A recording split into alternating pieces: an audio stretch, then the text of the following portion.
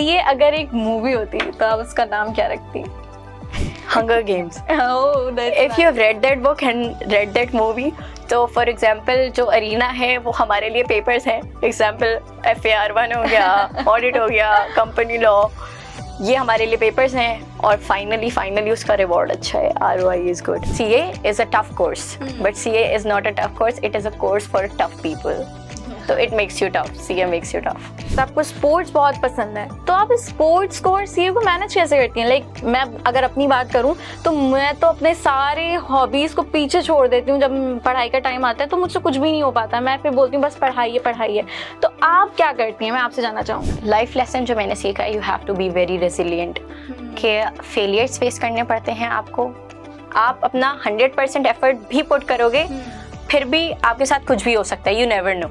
So you can always expect the worst but prepare for the best. CA journey में दोस्त कितने important होते हैं? कि जब मेरे पेपर हो रहे होते हैं या रिजल्ट आ रहे होते हैं, तो मुझे अपने दोस्तों का मैसेज आ रहा होता है, each friend of mine is concerned about my result more. Sir Sajid is one of the best mentor in my life. मैं हमेशा अपने घर में हर जगह उनकी तारीफ करती रहती हूँ, वो तारीफ फेक नहीं होती। For example, if you hang around a group of 5 successful people, 5 ambitious people, you will be the 5th of them. If you hang around negative people, you will be the 5th negative person in that. तुम गिरोगे नहीं तो चलना सीखोगे कैसे, जब तक हारोगे नहीं तो संभलना सीखोगे कैसे। माना वक्त थोड़ा मुश्किल ज़रूर है, लेकिन अगर मुश्किलात से तंग आ गए तो मजबूत बनोगे कैसे। और इकबाल के अल्फाज याद आते हैं, नहीं तेरा नशेमन कसरे सुल्तानी की गुंबद पर, तू शाहीन है बसेरा कर पहाड़ों की चट्टानों पर। तो हम वेलकम करते हैं हमारी बहुत ही स्पेशल गेस्ट बनीन को। सो वेलकम बनीन, अस्सलाम वालेकुम, हाउ आर यू? वालेकुम अस्सलाम, अल्हम्दुलिल्लाह। आप सुनाएं, आप कैसी हैं? अल्हम्दुलिल्लाह, I am fine too. So let's begin with our Q&A session. So Baneen, आपने सीए को क्यों चूज़ किया, जबकि आपका बैकग्राउंड तो साइंस से था? बहुत फ़नी जर्नी है इस चीज़ से रिलेटेड ना। एक्चुअली हुआ ये था कि when I was back in O levels, तो उस टाइम पे मेरे पास एक वेरिएशन ऑफ सब्जेक्ट्स थी। I had computer science also, and I had biology also, so I had many different options at that time. But मैंने जब deeply professions को pursue करने के advantages देखे, तो उसके मुझे pros and cons इतने कोई इंटरेस्टिंग नहीं लगे। उसके बाद ये हुआ कि मैंने गूगल पे सर्च किया, इट इज़ वेरी फनी, मैंने गूगल पे सर्च किया which one is the most earning profession. तो उसके बाद ना गूगल ने मुझे सबसे पहले चार्टर्ड अकाउंटेंसी दिखाई। Then I delve deeper into it कि इसके बारे में मैंने फर्दर डिटेल्स नहीं। फिर मैंने कहा यार इतना सब कुछ तो पढ़ ही लिया है, अब कुछ नया पढ़ के ट्राई करते हैं, लेट्स सी कहाँ लेके जाता है एक्सपेरिमेंट। ओके, अच्छा, आपने PRC कंप्लीट किया, उसके बाद आपने कैफ स्टार्ट किया, तो आपको सबसे बड़ा डिफरेंस PRC और कैफ में क्या नजर आया और आपको क्या शौक लगा कैफ में आने के बाद? PRC and Kaif is a totally different ball game ना। PRC में बेसिकली आपके पेपर स्ट्रक्चर पे डिपेंड करती हैं बहुत सारी चीजें, वो MCQ बेस्ड होता है and this is a deeper level. लेकिन PRC में बेसिकली ये होता है कि बहुत सारी चीजें आप पढ़ के आए हुए होते हो, तो आपका कॉन्फिडेंस बूस्ट हो जाता है। But in Kaif when there is a different diversity of students, वो सब एक सेम पेज पे होते हैं और उनका जो होता है सबका हिसाब किताब एक ही जैसा होता है कि सबकी हालत बुरी होती है। तो Kaif is a totally different ball game और उसमें आपको कंसिस्टेंसी के साथ पढ़ना पड़ता है। ठीक बात है। अच्छा, अगर मैं पूछूं कि आप A levels, क्योंकि आपका बैकग्राउंड था, तो A levels और कैफ का डिफरेंस आपके नजदीक क्या है? For me because I have studied in, जैसे मैं आपको बताती हूँ कि O levels में आप एक चीज़ 3 साल में कंप्लीट कर रहे हो, ठीक है। A levels में आप वो चीज़ 2 से 1 साल 1.5 साल में कंप्लीट कर रहे हो। लेकिन when you step into CA, फिर आपके पास सिर्फ 6 मंथ्स होते हैं एंड दैट टू अगर आप उसको पूरा काउंट करें तो वो 6 मंथ्स ही नहीं होते। आप पूरा हिसाब लगाएं तो it is around 3 to 4 months. तो इसमें आपको लेक्चर्स भी कंप्लीट करने होते हैं, साथ साथ रिविजन स्ट्रेटजीज भी प्लान करनी होती हैं और पेपर टेक्निक्स भी प्लान आउट करनी होती है, which is impossible until and unless you attempt your past papers. तो इसमें टाइम कम होता है सबसे ज्यादा, आपका टाइम मैनेजमेंट अच्छी होनी चाहिए। Time management, absolutely right. अच्छा, अगर एक लाइन में आप अपनी सीए जर्नी को डिस्क्राइब करना चाहें तो लाइन क्या होगी? एक लाइन जैसे कि देयर इज दिस स्टीरियोटाइप कि CA is a tough course, but CA is not a tough course, it is a course for tough people. So it makes you tough, CA makes you tough. That's nice. अच्छा, अब तक CA journey में आपने क्या lesson सीखा, life lesson क्या सीखा आपने? लाइफ लेसन जो मैंने सीखा, you have to be very resilient, कि फेलियर्स फेस करने पड़ते हैं आपको, आप अपना 100% एफर्ट भी पुट करोगे, फिर भी आपके साथ कुछ भी हो सकता है, you never know. Yes. So you can always expect the worst but prepare for the best. Right. अच्छा, अगर मैं आपसे पूछूं कि आपको, क्योंकि आपने मुझे बताया था आपको स्पोर्ट्स बहुत पसंद है, तो आप स्पोर्ट्स को और सीए को मैनेज कैसे करती हैं? लाइक मैं अगर अपनी बात करूं तो मैं तो अपने सारे हॉबीज को पीछे छोड़ देती हूँ. जब पढ़ाई का टाइम आता है तो मुझसे कुछ भी नहीं हो पाता, मैं फिर बोलती हूँ बस पढ़ाई है. तो आप क्या करती हैं, मैं आपसे जानना चाहूंगी. There is this thing about balance. Basically आप मैनेज की बात कर रही हैं. For me you use the wrong word. Management is not the right word. If I talk about managing my hobbies alongside with other like studies, for example, studies are my priority obviously, but for other hobbies, for example, sports हो गया, music हो गया, it could be art, for me that is an escapism. I need an escape from daily rigorous study sessions. तो अगर for example मेरे papers हो रहे हैं तो मैं plan out ये करती हूँ and I save a certain amount of money to invest into my sports, और मैं अच्छा racket ले लूंगी, I would buy paints, I would buy different instruments. तो वो मैं पहले से ही प्लान आउट करती हूँ कि पेपर होंगे तो मैं ये करूंगी, बुक्स खरीदूंगी, आई विल स्टार्ट रीडिंग. तो दिस इज बेसिकली ये अच्छी बात भी. इससे आपको ये होता है कि आपको पता है कि क्या टाइम आपका फोकस के लिए है जिसमें आपने सिर्फ पढ़ाई करनी है, और उसके बाद आपको एंजॉय करना है, तो आपको पता है आप अपने आप को थोड़ा सा रिवॉर्ड दे रहे हो. तो ये एक अच्छी चीज होती है. This kind of reward system mostly. अच्छा, अगर एक दिन आपको चॉइस मिले, या तो आप कैफ के पेपर दे दें या आप कोई अपना फेवरेट स्पोर्ट खेल लें, तो फिर आप क्या करेंगे? मैं पेपर से 10 मिनट पहले स्पोर्ट्स खेलूंगी. मैं पेपर से it will freshen me up. लेकिन आपने मुझे देखा होगा मैं आखिरी टाइम पे भी बुक्स खोल के ही बैठी हुई होती है, because you never know anything could come in paper. You never know. आखिरी बहुत बार ऐसा होता है कि आप आखिरी लाइन भी रीड करते हो और वो पेपर में आ जाती है. अच्छा, अक्सर इस बार भी मेरे साथ भी हुआ था. मैंने जो आखिरी दिन में चीजें बस एक बार खोल के देखी थी ना, वो पेपर में आ गई थी. तो मुझे ये हुआ था कि सिलेक्टिव स्टडी नहीं हुई, ये अच्छी चीज हो गई. तो ये अच्छी बात है. होता है.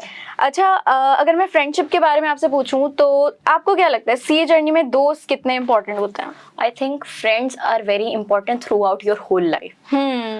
I would not have been here had it not been my friend circle, had it not been my supportive parents. तो हर तरफ से जो आपका सर्कल होता है ना, उसकी सपोर्ट आपके लिए बहुत इंपॉर्टेंट होती है. फॉर एग्जाम्पल जो हमारे, for example I will give you an example and this is so sweet of my girls, कि जब मेरे पेपर हो रहे होते हैं या रिजल्ट आ रहे होते हैं तो मुझे अपने दोस्तों का मैसेज आ रहा होता है, each friend of mine is concerned about my result more than me. जो आपकी ए लेवल्स की फ्रेंड्स थी? All of my friends from O levels, from A levels, from CA also. I have made very beautiful friendships during this duration also. I found you too. Means you are lucky in friendships. Yes, I am. इसके ऊपर एक और I would say quote one thing कि आपकी basically you attract the kind of energy you emit. If there is any negative energy which is pulling you down, then you have to kick it out from your life. This is very raw and very simple. You have to simply kick it out because it is not a long term. It is not long term benefit for you. तो आपको ये करना पड़ता है कि you have to surround yourself with good people. लोग आपके साथ वैसे. For example, if you hang around a group of 5 successful people, 5 ambitious people, you will be the 5th of them. If you hang around negative people, you will be the 5th negative person in that group. और मैं तो कहती हूँ negative लोगों को तो हटा ही देना चाहिए लाइफ से, क्योंकि वो हटा तो नहीं सकते, लेकिन इग्नोर करना चाहिए. इग्नोर और थोड़ा स्पेस आपको बना लेना चाहिए उनसे ना, ताकि आप थोड़ा पीस में रह सकें. अच्छा, क्या आपके साथ कोई ऐसा यादगार या फनी मोमेंट हुआ है जो आपके फ्रेंड्स के बगैर पॉसिबल ना होता? फ्रेंड्स के बगैर पॉसिबल ना होता. आई रिमेम्बर कि हर बार यही होता है कि when I was back in O levels, तो I had this speech जिसके लिए मेरी प्रिपरेशन कोई नहीं थी. When I entered the school, तब मुझे पता चला कि मुझे अब स्पीच देनी है जाके. तो वहाँ पे मेरे फ्रेंड्स ने बोला कि यार तुम कर लोगी, you will just do it. तो when I was stepping into this profession, सबने मुझे बोला it is very tough, but there were a lot of people, they were saying it is tough but you deserve it, तुम कर लोगी. तो I think that friends do play a huge role. और बहुत सारी उल्टी सीधी हरकतें भी होती हैं. और ए लेवल्स में तो खास तौर पे मैंने सुना है कुछ होती हैं. वो इस तरीके की होती हैं कि friends are there for me for supporting. हम लोग कोई मतलब स्टेज पे जाके स्पीच देना होगा, कोई डम आइडिया होगा, we would always raise it up there. So that is it कि आपका जो बेसिकली जो आपको कभी कभार लग रहा होता है ना कि आइडिया दिस इज वेरी डम फॉर यू, बट जब आप एग्जीक्यूट कर देते हो मे बी आपको वो अंदाजा आपका होता रूट है। बन जाए, you never know. For example आप जब पॉडकास्ट स्टार्ट कर रही होंगी आपको भी लगा होगा दिस इज वेरी डम, मैं जस्ट ये कहने ही वाली थी, आपने मेरे मुंह की बात छीन ली है। दिस इज वेरी डम, लेकिन now you are sitting here and माशाल्लाह से it is performing very well. Yes. And बस- और ये बेसिकली उन स्टूडेंट्स के लिए भी गाइडेंस है जो हमें देख रहे होंगे, जो समझते हैं कि दिस इज नॉट, सब बोरिंग लोग होते हैं, बहुत टफ है। अच्छा, यही चीज ना, हम बहुत सारे थॉट्स आते रहते हैं दिमाग में, लेकिन पता कब चलेगा कि आप कितनी केपेबल हो? जब आप उनको प्लान्स को एग्जीक्यूट करोगे। बहुत से लोग सोचते तो बहुत कुछ है लेकिन करते कुछ भी नहीं है। तो मतलब मैं ये लोगों को भी कहना चाहती हूँ कि भाई अगर आपके कोई आइडिया आ रहे हैं, अगर आपके कोई मेंटोर्स हैं तो आप उनसे डिस्कस करें। Like honestly speaking, sir Sajid is one of the best mentor in my life. मैं हमेशा अपने घर में हर जगह उनकी तारीफ करती रहती हूँ और वो तारीफ फेक नहीं होती, क्योंकि वो मुझे अपलिफ्ट करते हैं। मेरा पैशन था शायरी का, एज यू नो के पीपी की क्लासेस में मैं कितनी शायरी करा करती इस थी। पे मैं एक गो हेड दे दूं कि मुझे शायरी नहीं समझ आती, but with the confidence that you step on the stage और जिससे आप डिलीवर कर रही हैं, दैट इज रिमार्केबल और दैट शुड बी परस्यूड। और बहुत ज्यादा अच्छी चीज है ये कि आपको उस चीज के लिए इनकरेज करा है। तो मैं पहले लिखती थी बहुत कम, कभी कभार, और सीए में आने के बाद यू नो कि हमारे पास टाइम कितना कम होता है। लेकिन सर ने जब मुझे अपलिफ्ट किया ना कि मतलब इतना, और फिर मुझे शायरा मशहूर कर दिया, तो मुझे ना एक बूस्ट मिला। फिर मैं और लिखने लगी और मजीद अच्छा मेरी इंप्रूवमेंट हुई। मतलब उर्दू में, क्योंकि उर्दू तो हमारा कोई सब्जेक्ट ही नहीं है, अब उर्दू छोड़े हुए इतना टाइम हो गया, इंटर में पढ़ा था, लेकिन फिर भी अब मेरी उर्दू ना इतनी इंप्रूव होती जा रही है, तो मुझे खुशी होती है। और इसका सारा क्रेडिट मैं सर साजिद को देती हूँ। अगर वो मुझे अपलिफ्ट ना करते तो शायद मैं इतना ना लिखती। तो ये उनका बहुत मैं एक शुक्रिया अदा करना We have been चाहूंगी। blessed with good principals. Like, I have always been blessed with good mentors who have uplifted me. अगर आप कोई डम आइडिया भी उनके पास लेके जाओ ना, they would encourage you. और वो चीज लॉन्ग रन में आपके लिए कॉन्फिडेंस बूस्ट कर देती है। अच्छा, आपके लिए फेलियर का मतलब क्या है, और कभी क्या आपको फेलियर फेस करना पड़ा है, और अगर करना पड़ा है तो आपने खुद को कैसे मोटिवेट किया है फिर? For me, the word failure does not exist. Okay. Why? Because I personally think that if you are facing a certain failure or a phase of life, that is your experience. And experience सबको होते हैं, बुरे होते हैं, अच्छे होते हैं, it depends.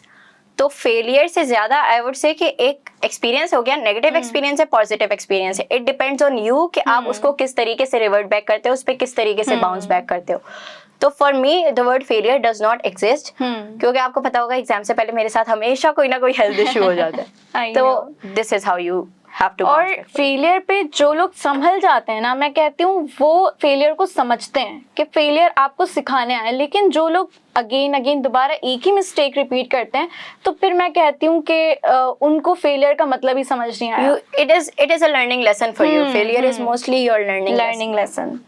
अच्छा, आपको कभी क्या ऐसा फील हुआ कि सीए जर्नी छोड़ देनी चाहिए? इनिशियली लगता था, लेकिन मैंने कहा कि यार अब तो आ गए, ईगो इशू है, अब तो करेंगे पूरा। फिर आपका इंटरेस्ट आना शुरू हो जाता है फिर आपको। और जब कोई चीज आप चैलेंज लेके एक्सेप्ट करते हो ना, मैं कहीं सुन रही थी ये चीज कि जब भी आप अपनी ईगो पे कोई बात ले लेते हो ना, तो वो कितनी मुश्किल चीज हो ना, आप उसको करके हटते हो। पढ़ाई के मामले में तो हमारे ईगो इशू है कि ये नहीं हो रहा ना पास, तो ये तो पास करके दिखाना करना ही है, तो पास करके दिखाना है। 10 से 12 घंटे, 13 घंटे, 14 घंटे लग जाने चाहिए। ऐसे ही करते हैं। अच्छा, क्या सीए ने आपको कुछ समझाया, कुछ सिखाया? बहुत कुछ सिखाया, जैसे मैंने कहा आपको कि रेजिलियंस सिखाया मुझे, ठीक है। तो और बाकी ये कि जो आपकी प्रोफेशनल लाइफ होती है, हर स्टेज पे आपको डिफरेंट चीज़ें फेस करनी पड़ रही होती हैं, ठीक है। सबसे बड़ी चीज़ उसमें, you might have, every teacher would have said this, कि आपको कंसिस्टेंट रहना पड़ता है। हम लोगों के साथ ये होता है कि we look for external motivation. भाई अभी मोटिवेशन नहीं मिल रही, चलो एक यूट्यूब वीडियो देख ली, मोटिवेट हो गए, किसी मोटिवेशनल स्पीकर की वीडियो देख ली। But I think that it is always discipline over motivation. कि डिसिप्लिन इज कि आपका अभी मूड नहीं हो रहा, मेरा पढ़ने का दिल नहीं चाह रहा, लेकिन आप फिर भी पढ़ रहे हो जबरदस्ती। और ऐसा भी नहीं होता, consistency is not always giving you 100%। कि अगर आप एक दिन 6 घंटे पढ़ रहे हो, तो आप जो है क्या कहते हैं, दूसरे दिन वही फोकस के साथ 6 घंटे, it could be 5, it could be 4 and it could be 7 also with better productivity. तो दिस इज कॉल्ड कंसिस्टेंसी। हम लोग कंसिस्टेंसी के मीनिंग को भी मिसअंडरस्टैंड करते हैं, और हम लोग डिसिप्लिन को मोटिवेशन से कंपेयर करते हैं, which is not a comparison. Discipline होना हमारी लाइफ में जरूरी है रादर देन बहुत मोटिवेशन। जरूरी है। सही बात है। खुद ही मोटिवेशन लानी पड़ती है। हाँ। कोई एक्सटर्नल सोर्स पे आप मोटिवेशन पे रिलाई करोगे तो किसी ने आपको नेगेटिव बात बोल दिया आप उससे अफेक्ट हो जाओगे, पॉजिटिव बोल दिया आप उससे अपलिफ्ट हो जाओगे। और जब डिसिप्लिन लाइफ में होता है ना तो टाइम आपके पास बहुत बच रहा होता है। अगर मैं सुबह वाली रूटीन अपनी फॉलो करती हूँ ना, जिसमें मैं फजर में उठती हूँ, उसके बाद मुझे दिन बहुत लंबा लग रहा होता है और मुझे लगता है इतना टाइम है मेरे पास, फिर मैं ये भी पढ़ लेती हूँ। इसमें वो एक भी पढ़ दूसरा लेती हूँ। फैक्टर भी है ना कि you know your optimum time to study. बहुत सारे लोगों के लिए वो रात होता है, बहुत सारे लोगों के लिए जो सुबह होता है दिन होता है। For me during the day I want to sleep. जब मैं खाना खा लेती हूँ ना मुझे नींद आती है। खाना खाने के तो बाद सुबह पढ़ाई होती है या रात में पढ़ाई होती है मुझसे पर्सनली। बहुत सारे लोग ऐसे होते हैं जो रात में पढ़ रहे होते हैं, जो सुबह पढ़ रहे होते हैं। बट एक routine रखनी है यू शुड आपको। लर्न योर ऑप्टिमम टाइम कि आपकी कैपेसिटी क्या है और आप कितना उसको एक्सटेंड बात कर है, सकते सही हो, बात है। कहाँ तक एक्सटेंड और मैं कहती हूँ एक रूटीन रखनी चाहिए। मतलब ये नहीं कि अगर आप नाइट आउल हो तो एकदम आप जो है ना मॉर्निंग पर्सन बन गए हो, नहीं। अगर आप नाइट आउल हो तो आप वो ही रहो, आप किसी और को देख के कॉपी अपना मत करो। productivity हाँ, time। आप अपने आप को देखो आप कब ज्यादा अच्छे से कर पा रहे हो। तो यही चीज। अच्छा, आपने अपने आप को समझने में सीए ने हेल्प की है कि जिसकी वजह से आपने अपने आप को समझा हो बहुत सारी चीजों में? आई थिंक अब ये थोड़ा सा डीप जाएगा कि एक बंदा ना अपने आप को ट्रूली नहीं समझ सकता। सही है। There is always layer over a person. ठीक है। आपके एक पूरा एक्सपीरियंसेस space है। जब आपके एक्सपीरियंसेस होते हैं ना तो उसके बाद आपको रियलाइज होता है कि मैंने तो सोचा था मैं ऐसे रिएक्ट करूंगी लेकिन मैंने ऐसे रिएक्ट किया। फिर उसके बाद मैंने तो सोचा था मैं इसके बाद इस तरीके से बाउंस बैक करूंगी लेकिन मैंने ऐसे किया। तो you figure out yourself along the way. You can never know yourself truly, and there is always a room for improvement and always a scope for learning. So this is the thing. Okay. अच्छा, अगर आप अपने past वाली बनीन को एक advice देना चाहती कैफ से पहले तो वो क्या एडवाइस होती है? कैफ से पहले I would say that it always gets better. और मैंने आपके साथ ये भी बोला होगा there is always a September attempt to March attempt. But then again जिस तरह बुरा टाइम अच्छा नहीं हमेशा नहीं चलता वैसे ही अच्छा टाइम भी हमेशा नहीं चलता। सही बात। तो अगर आप कुछ चीज फेस कर रहे हैं तो it always gets better. And there is always better reward for you. You just have to give your 100%. और पेशेंस आपको अपने अंदर बहुत लानी होगी। You just have to learn. Maybe I learned it along the way too. Baneen, seniors और mentors का role आपकी सीए जर्नी में कैसा रहा है या आपकी पूरी लाइफ में ही? As I've told you before और आपने भी मुझे बताया कि सर साजिद की यहाँ पे बात हो रही थी फॉर एग्जाम्पल। तो I have always been blessed with different teachers जो कि उन्होंने मुझे इनकरेज ही किया है मेरी जर्नी में। And them boosting their self esteem brings you to another world. आपको जो चीज़ नहीं लग रही होती ना कि आप ये चीज़ कर सकते हो आप वो चीज़ कर जाते हो। जैसे फॉर मी पर्सनली मुझे बहुत सारी चीज़ें लगती थी मैं नहीं कर पाऊंगी but they saw potential, they appreciated it and I polished it. तो अब मैं कुछ भी कर सकती हूँ। अगर मुझे आप कोई भी टास्क दोगे I will be able to do it because then again मुझे एक काइंड ऑफ ट्यूटरिंग वैसी मिली है। My mentors have been there for support. For example अगर मैं पेपर की रात को भी किसी टीचर को टेक्स्ट करूँ ना कि ये चीज़ मुझे नहीं समझ आ रही, they would respond to it. तो मेंटर्स अल्हम्दुलिल्लाह again I have been blessed with great mentors who have been there and I remember them. कुछ टीचर्स ऐसे होते हैं जो आपको इम्पैक्ट छोड़ देते हैं तो I always hold them in high regard. और ये करना भी चाहिए। मैंने कुछ लोग को ऑनेस्टली देखा है जो टीचर्स की रिस्पेक्ट नहीं करते, भले वो सामने से फेक बनने की कोशिश करेंगे बट वो उनके बैक पे जो है ना उनको हमेशा बुरा कहते हैं। लाइक अगर कोई भी टीचर है जिन्होंने आपको इतना सा भी, मैं कहती हूँ इतना सा भी कुछ पढ़ाया है ना, आपको इल्म दिया है, कुछ सिखाया है, हमेशा मेरी मदर ने, मेरे पेरेंट्स ने मुझे यही सिखाया, इतना सा भी किसी ने आपको कुछ सिखाया आप रिस्पेक्ट करो। रिस्पेक्ट आपको is not even about teachers यहाँ पे ना। For example, if I am sitting with you, I get inspired from you. Okay. आपकी कुछ certain चीजें होंगी जिससे मैं pick up करूँगी और मैं बोलूँगी कि यार this person has this good thing in them which I should learn to adapt. Yes. और ये attitude अच्छा होता है। ये होना चाहिए इंसान में कि आप अगर किसी के साथ बैठ रहे हो apart from the negative aspect you should learn with the positive. तो it depends on you what kind of aspect what you have, what kind of perspective you have, किस तरह का आप उससे behavior pick कर रहे हो। सही बात है। तो यही बात होती है। अच्छा, क्या आपको लगता है कि पेयर प्रेशर पॉजिटिव होता है सीए में?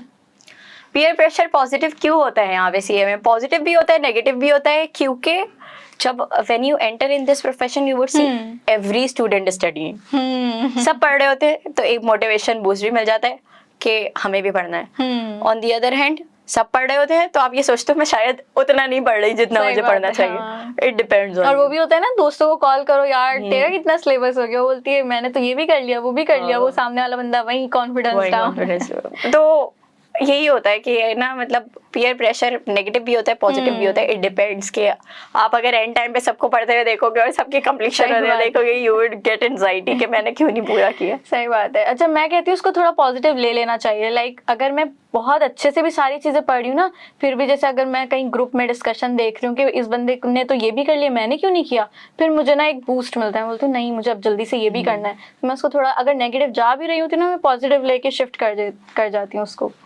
अच्छा माशाल्लाह से आप बहुत अच्छी इंग्लिश बोलती हैं, आपकी कम्युनिकेशन स्किल्स बहुत अच्छी हैं. तो मैं आपसे ये पूछना चाहती हूँ कि एक सीए स्टूडेंट के लिए इंग्लिश कम्युनिकेशन कितनी इंपॉर्टेंट है. इंग्लिश कम्युनिकेशन भी और वैसे भी लोगों को overall communication skill. I personally think कि आपका एक एस्पेक्ट है यहाँ पे आर्टिकलशिप वाला, एक स्टेज है आपकी. तो आई think that mostly for example इसमें मैं आपको एक एग्जाम्पल यही देती हूँ जैसे हमारे टीचर ने दी थी कि आपको ना चीज़ बेचनी आनी चाहिए मोर देन उसकी चीज़ पे. कि आप अगर 4 लोगों के साथ बैठे हो ना you should have the power कि आप उन 3 को तो अपने साथ ले जाओ.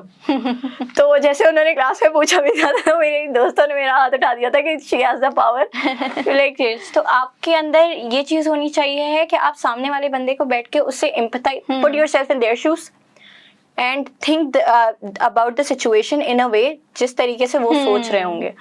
फिर उनके हिसाब से आप उनको प्रोज एंड कॉन्स दिखाओ कि this and this is the pro. Basically ये इमोशनल इंटेलिजेंस है. Kind लोग of, अब इस पे kind of. काफी काम कर रहे हैं. काइंड ऑफ पहले तो हमारे इमोशनल इंटेलिजेंस आईक्यू को भी नहीं समझा जाता था, फिर ईक्यू आ गया तो लोग कंफ्यूज हो गए.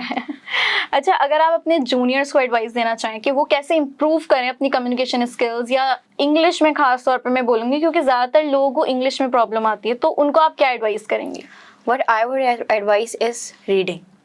Reading is very important from you. I remember a teacher of mine said कि जब आप कोई चीज़ फॉर एग्जाम्पल आप कोई चीज़ पढ़ रहे हो या किसी से बात कर रहे हो ना, हमारी डिफॉल्ट सेटिंग क्या है, it is Urdu and there is no bad in it कि आपको कोई भी आपकी मदर लैंग्वेज है you should learn to respect it. ठीक है बात है. लेकिन जब आप रीडिंग करते हो ना तो जिस लैंग्वेज में आप वो चीज़ पढ़ रहे होते हो you start thinking in the same way. जब आप उस तरीके से थिंक करते हो ना तो जैसे आप मुझसे कोई सवाल करोगी ना या मैं कोई सिचुएशन एनालाइज कर रही होंगी उससे मैं ये करूंगी कि I would think in that language जिसकी वजह से व्हाट आई वुड से वो उसी लैंग्वेज में होगा. One more thing is to roll your tongue. आपको लैंग्वेज में इशू हो रहा है, आपको किसी चीज में इशू हो रहा है, you should roll your tongue. By roll your tongue means speak. कोई डजेंट मैटर कि आपका कौन मजाक उड़ा रहा है, किधर मजाक उड़ा रहा है, बिकॉज दे वुड तो जिन्होंने मजाक उड़ाना होगा ना they would always find a reason to do so. सही बात है. सो आपकी प्रोग्रेस उस चीज से इफेक्ट नहीं होनी चाहिए. तो मैं ये कहना चाहूंगी, अच्छा आपने ये बात बिल्कुल ठीक बोली और मैं एक चीज बोलूंगी जो मैं भी खुद इम्प्लीमेंट करती हूँ कि मैं एक वोकैबुलरी डायरी बना के रखती हूँ. जैसे अगर कहीं भी जैसे मैं ऑडिट की बात करूँ तो ऑडिट पढ़ते दौरान बहुत सारे वोकैबुलरीज ऐसी आती हैं जो थोड़ी डिफरेंट होती हैं, आपने कभी नहीं पढ़ी होती. तो फिर मैं उसको सर्च करती हूँ चैट जीपीटी, उसकी मैं बोलती हूँ उसका सिनोनिम भी बताओ, उसका जो है ना एंटोनियम भी बताओ, उसकी सारी चीज़ें बता दो, उसका सेंटेंस भी बताओ, उसका मुझे ये भी बताओ कि उसके उर्दू में मीनिंग क्या, मतलब वो बाकायदा उर्दू में भी लिख के देता है. मैं बोलती हूँ कि उसको मुझे एक्सप्लेन भी करो.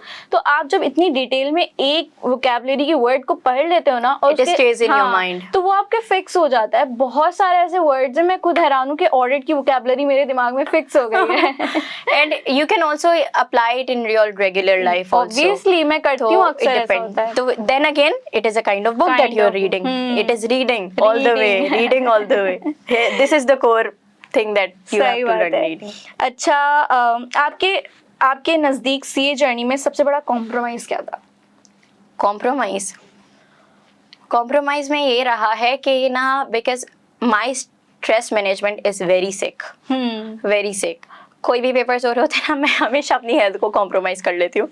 फॉर एग्जाम्पल खाऊंगी नहीं या खाऊंगी ज़्यादा, तो मेरे लिए कॉम्प्रोमाइज़ ना ड्यू टू माई स्टडीज़ हमेशा हेल्थ रही है और मुझे हमेशा पेपर से पहले हेल्थ इश्यूज आ ही जाते हैं because of this.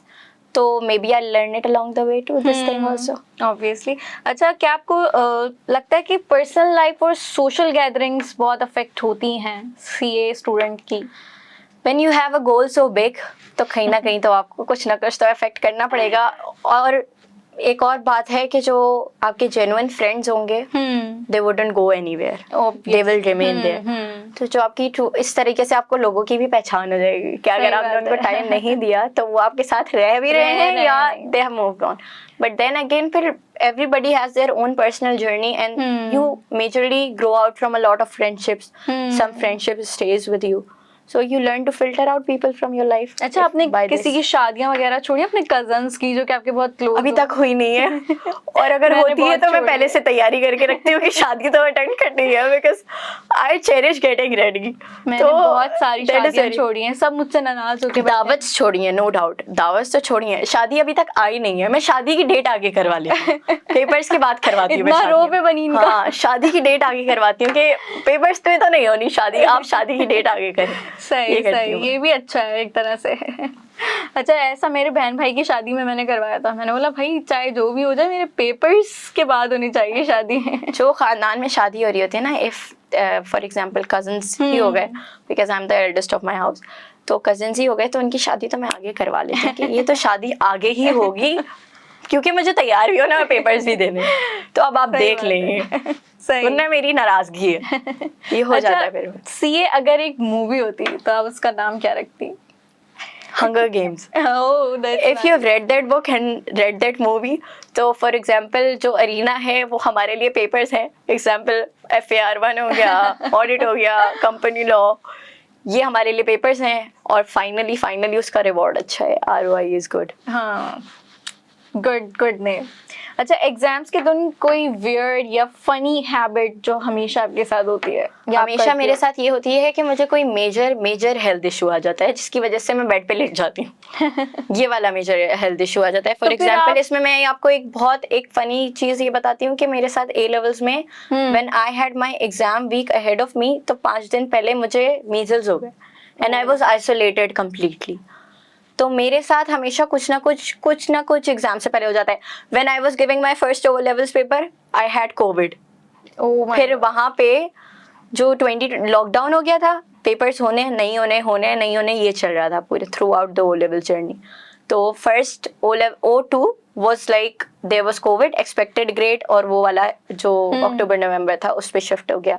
Second papers cancel होके नेक्स्ट मंथ पे चले गए. सिचुएशन ही कुछ ऐसी बन जाती है. थर्ड पॉलिटिकल, A2 में AS में आपको याद होगा there was political abrupt in the country, उसकी वजह से हमारे पेपर्स आगे बढ़ गए, कैंसिल हो गए. फिर फोर्थ जो A लेवल्स हुआ उसमें लास्ट ईयर फिर तो मैं बीमार पड़ गई.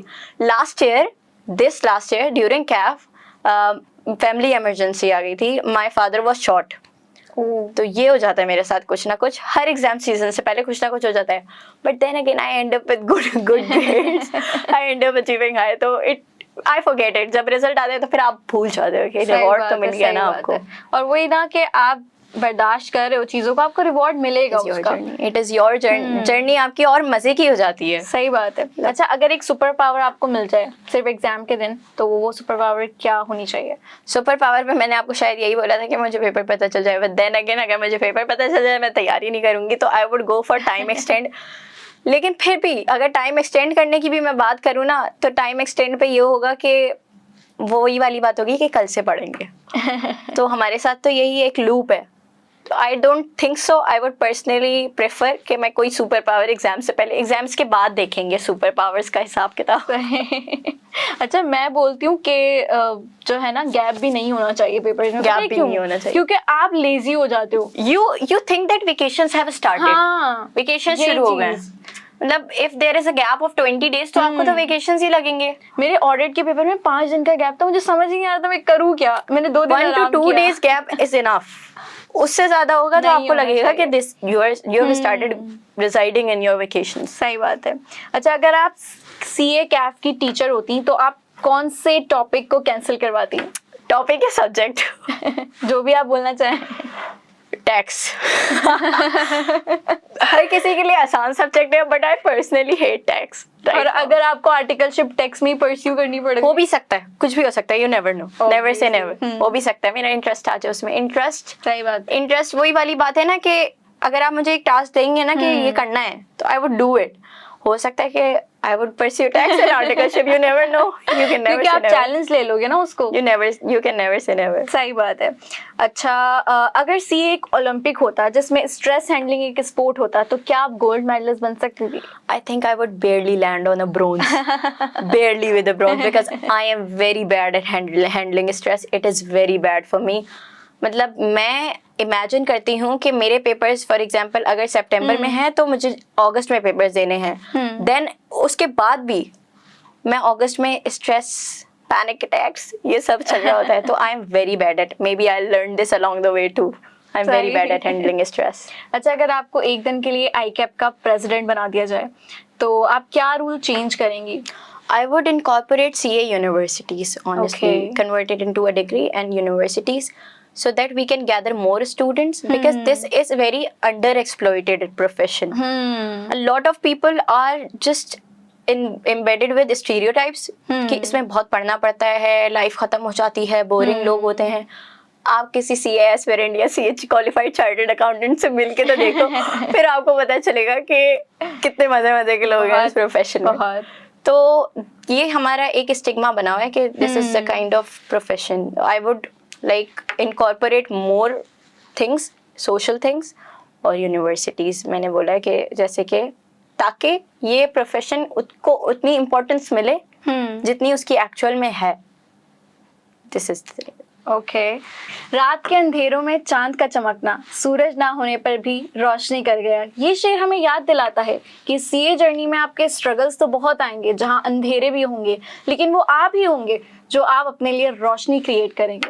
सो thank you so much Maneen, आपने अपना टाइम दिया, अपनी इतनी इंस्पायरिंग जर्नी हमारे साथ शेयर की और होपफुली जो हमें देख रही है हमारी ऑडियंस वो बहुत इंस्पायर हुई होगी. एक आई ओपनिंग स्टोरी रही होगी आपके लिए. I would add one thing also कि hope we conduct our next interview, next podcast after qualifying CA. इंशाल्लाह जरूर. वानिया यहीं बैठी हो, हम दोनों यहीं बैठे हो और क्वालिफाइड चार्टर्ड अकाउंटेंट्स हो और फिर इंशाल्लाह. दोबारा फिर वो तो एक लेवल ही अलग होगा. इंशाल्लाह someday. So thank you so much for watching us. और अगर आप और भी हमारे साथ पॉडकास्ट देखना चाहते हैं तो जुड़े रहिए हमारे साथ and like, comment, share and subscribe, क्योंकि नेक्स्ट एपिसोड में और भी इंस्पायरिंग गेस्ट को लेकर आ रहे हैं CAF diaries by Keynes school of business studies. Thank you.